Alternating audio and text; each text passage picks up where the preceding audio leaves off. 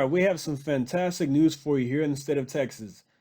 A bill has passed the House and the Senate, which would ban explicit content in schools and is on its way to the governor's desk. I want to play this video for you from Sarah Gonzalez with the Texas Scorecard. She does fantastic work. Let's check it out. Joining us. So I can't say this often, okay? I can actually say totally seriously, without my normal sarcasm, which those of you who watch all the time, you know that usually when I say something like, congratulations, Texas, it's just total sarcasm because I'm about to hit you with something really dumb that happened in the state. But this time, it's for real. Congratulations, Texas. It may have taken us almost the entire session to get a single GOP priority bill signed into law, but we're glass half full today. So we're really excited. A law protecting children from sexually explicit materials is heading to the governor's desk. Yay! This is, those of you who are unfamiliar with the bill, it is Senate Bill 412 from Texas State Senator Mays Middleton, and it eliminates really, you're not going to believe these exemptions that have existed in Texas law. These are really broad exemptions in Texas law that currently, as it stands, it shields school officials, it shields librarians, and some others in prosecution. It shields them from prosecution for distributing material deemed harmful to minors so long as it's for an educational purpose. Does that make sense to you? Unbelievable. As long as it's for educational purposes, there is no reason why sexually explicit content should be in our public schools, any school for that matter. So current law, this is going to blow your mind. Current law actually dictates that you can show children children who are not your own. You can show children sexual content or have children perform obscene acts if you can justify that it's being shown to them or it's being done for an educational purpose. That is disgusting. Like, honestly, imagine a teacher or a librarian or a principal showing your child a graphic book about sex, about sexual acts, about sexual assault, about all of these things that teachers, any adult, any third-party adult who is not you, imagine one of those people just showing your child that and being like, oh, this was purely educational. I just felt like they needed to know how to perform these acts. Absolutely disgusting. When I was in elementary, middle school, any point in my life, I didn't see any of this stuff. I didn't see any sexually explicit content in the library or being taught in my classroom. Now, there were classes, sex ed, health classes, there were things like that, but they didn't show you these books and different positions and all these freaky, weird things. They taught you things like, about STDs and the consequences of having unprotected sex, and they promoted abstinence. They brought a guy in one time who had, when I was in high school in my health class, they brought a guy in who had AIDS, and he told his story and the consequences of acting recklessly. So I thought that was very good.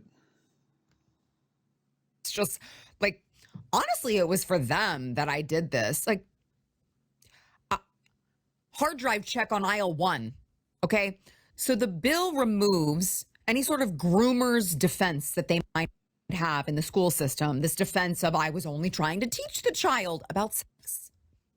They have a name for adults who want to teach young children about sex. They're called pedophiles. So, I mean, if the shoe fits. And the craziest thing is that some prior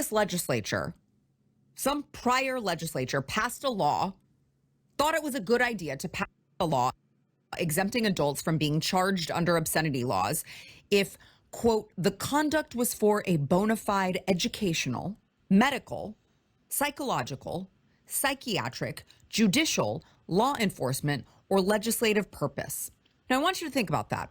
What the hell educational, medical, psychological, or psychiatric reason would any adult have to put sex content in front of a child or have a child engage in sexual content? What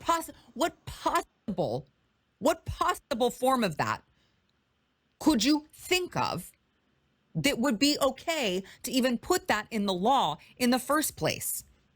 Psychological, medical, psychiatric, education. I mean, like, all of these are Yeah, how did that even get passed in the first place? Obviously, somebody wrote a bill and it passed, but I'm just saying, why would anybody think that's okay? I don't know. crazy to me. How was this even the law to begin with? But it was. And the Democrats were totally up in arms because, they are now the party of illegal gang members and violent criminals and thugs and also groomers. And so, you hear the typical, like, oh, you're just book banning. We should be able to teach young, innocent children about all sorts of vile things because that's just life. They need to learn about life. They need to learn about it sooner or later. And it's up to us. It's up to us to teach them. I mean, these are people, you have to understand who you're dealing with here.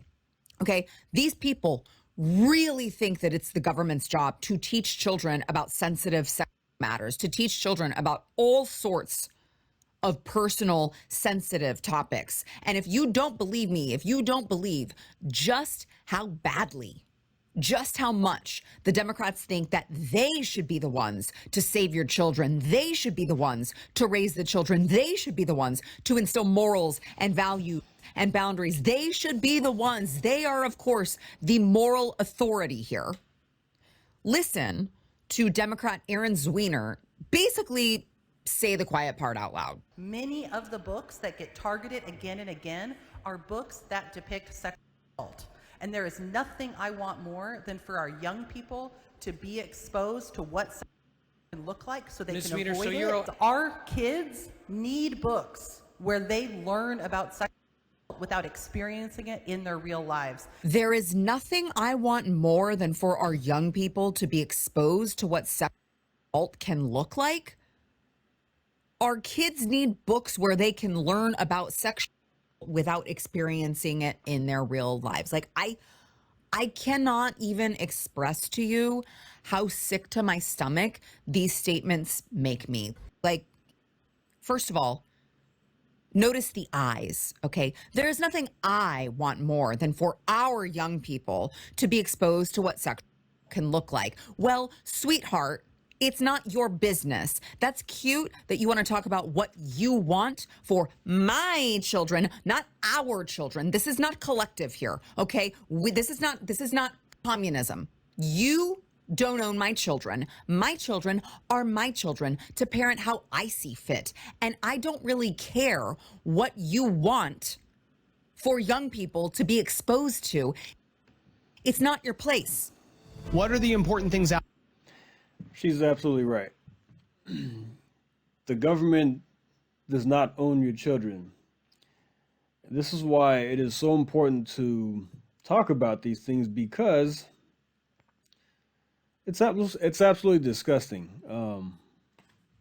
that somebody would say that. This woman, let me find her real quick. This woman here thinks that it is their job, it is their priority, and she wants nothing more than to want kids to understand what sexual assault looks like. That's crazy. Why? I don't understand this way of thinking, like, well, they have to learn anyway. They're going to be exposed to stuff anyway, so let's get it to them early. There's no reason why a 7-year-old should be learning about this stuff.